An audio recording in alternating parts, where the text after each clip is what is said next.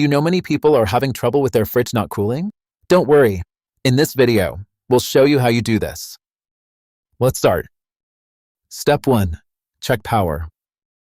Ensure the fridge's power cord is securely plugged in to ensure proper functioning. Step 2. Set temperature. Adjust the fridge temperature control to a colder setting for optimal cooling. Step 3. Move fridge. Relocate the fridge away from heat sources to prevent it from warming up during operation. Step 4. Ensure clearance. Maintain a 2-inch gap between the fridge and the wall to allow for adequate airflow. Step 5. Clear vents. Clear any food-blocking vents inside the fridge for efficient air circulation. After following these steps, your Samsung refrigerator should cool properly again. Still need help? Visit our website for the complete manual.